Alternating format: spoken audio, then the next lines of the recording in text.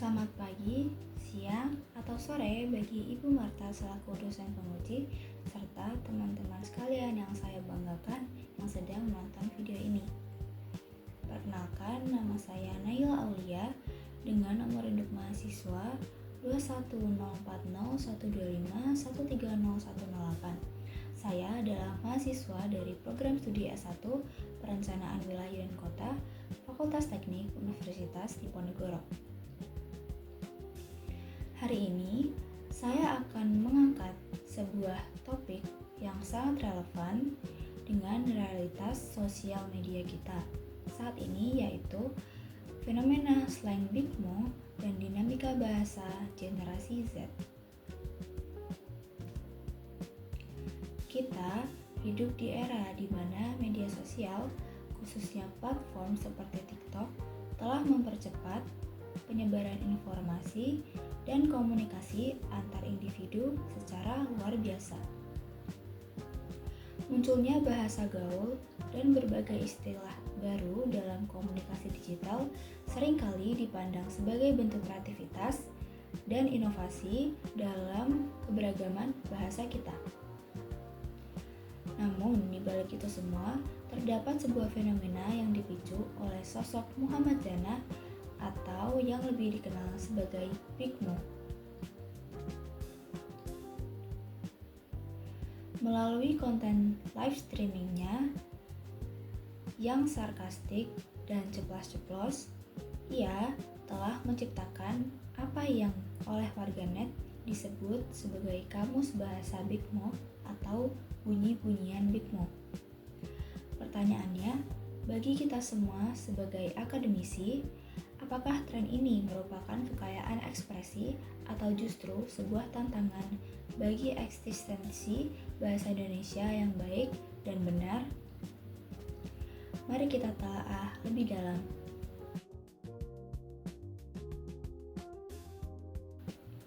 Untuk memahami mengapa fenomena ini begitu viral, kita perlu melihat anatominya secara linguistik.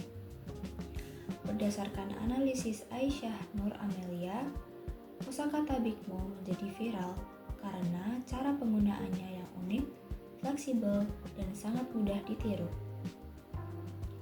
Awalnya, gaya bicara ini hanya populer di kalangan penontonnya yang disebut nice gang. Namun, seiring waktu, ia menyebar luas karena dirasa relevan dengan percakapan sehari-hari. Berikut adalah 3 pola utama dalam ragam bahasa Big Mo yang mendominasi media sosial. Yang pertama, penambahan akhiran uy di akhir kata. Ini adalah pola yang paling sederhana, namun sangat cepat diadaptasi oleh pengguna lain. Big Mo kerap memodifikasi kata dasar dengan akhiran uy. Contohnya, kata emproy untuk menyebut sesuatu yang dianggap kampungan. Lalu ada jamsoy sebagai variasi dari istilah jamet, dan yang paling sering kita dengar adalah tegiloy yang digunakan untuk mengekspresikan rasa kagum atau keterkejutan yang berlebihan. Yang kedua adalah penggunaan kata izin. Kata izin sering digunakan di awal atau akhir kalimat sebelum menyampaikan pendapat yang jujur, lugas, bahkan menyentil. Dalam konteks kamus Big Mo, izin berfungsi sebagai pembuka yang memberi kesan sopan dan bercanda. Tujuannya agar pernyataan sarkasme yang disampaikan tetap terasa ringan di telinga pendengar. Dan yang ketiga adalah pencampuran slang bahasa Inggris. Big Mo juga sering menyisipkan slang bahasa Inggris yang santai dan tidak kaku dalam siaran langsungnya. Penggunaan campuran bahasa ini memperkuat kesan kasual dan relevan dengan gaya komunikasi anak muda atau generasi Z di platform digital saat ini.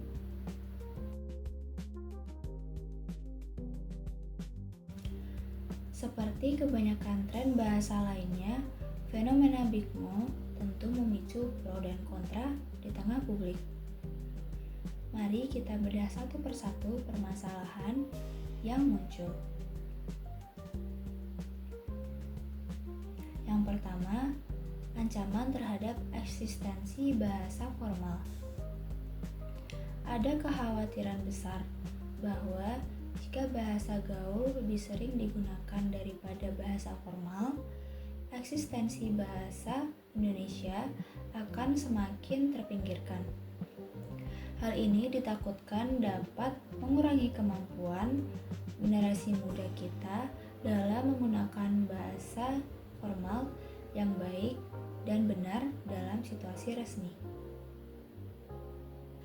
Yang kedua adalah normalisasi sarkasme dan humor gelap. Meskipun dianggap kontroversial oleh sebagian orang, banyak yang merasa terhibur dengan humor gelap yang dilontarkan oleh Big Mo. Namun, permasalahan etika muncul ketika pola ini ditiru tanpa kendali. Penggunaan kata izin sering kali menjadi alat untuk melegalkan penghinaan. Di kolom komentar, banyak yang merasa boleh menghujat karya atau personal seseorang asalkan diawali dengan kata izin. Ini adalah pergeseran nilai kesantunan yang patut kita waspadai. Dan yang ketiga adalah penurunan kesantunan berbahasa. Dalam kacamata sosial linguistik, fenomena ini menyebabkan batas antara keakraban dan ketidaksopanan menjadi sangat kabur. Istilah peyoratif atau merendahkan ini dianggap lumrah untuk dilemparkan di ruang publik digital. Hal ini menunjukkan adanya degradasi sensitivitas dalam menghargai lawan bicara kita.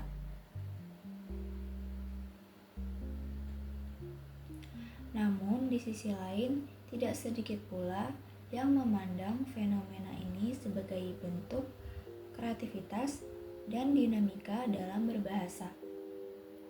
Selama penggunaannya tetap kontekstual, keberadaan slang justru menunjukkan bahwa bahasa Indonesia bersifat hidup, adaptif, dan mampu berkembang mengikuti zaman.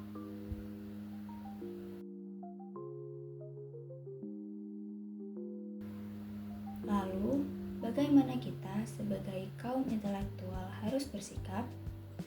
Sebagaimana yang ditekankan dalam sumber referensi kita, yaitu Kompasiana, bahasa gaul tidak harus dipandang sebagai ancaman, melainkan sebagai pelengkap yang memperkaya variasi komunikasi di ruang sosial digital. Sebagai langkah nyata untuk menjaga martabat bahasa Indonesia, saya menawarkan beberapa solusi.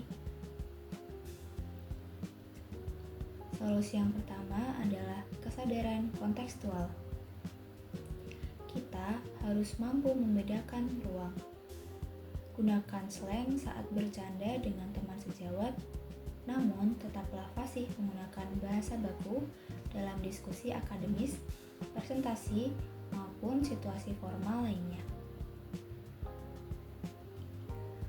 Solusi yang kedua adalah etika berbahasa digital. Literasi digital bukan hanya soal teknis, tapi soal tanggung jawab. Bahasa harus tetap berfungsi sebagai jembatan silaturahmi, bukan alat untuk merendahkan orang lain dengan dalih mengikuti tren. Solusi yang ketiga yaitu menjadi mahasiswa yang adaptif. Jadilah mahasiswa yang mampu menguasai ragam bahasa gaul untuk bersosialisasi, namun tetap menunjukkan kualitas diri melalui penggunaan bahasa Indonesia yang baik dan benar sebagai cermin intelektualitas.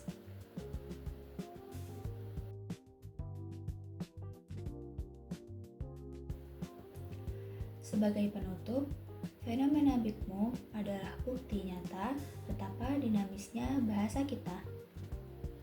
Tugas kita bersama adalah memastikan bahwa inovasi bahasa ini tidak menggerus akar budaya dan kesantunan bangsa Indonesia. Saya, Naila Aulia, pamit undur diri. Terima kasih banyak atas perhatian Anda. Mari kita cintai bahasa kita, bahasa Indonesia, cermin jiwa bangsa.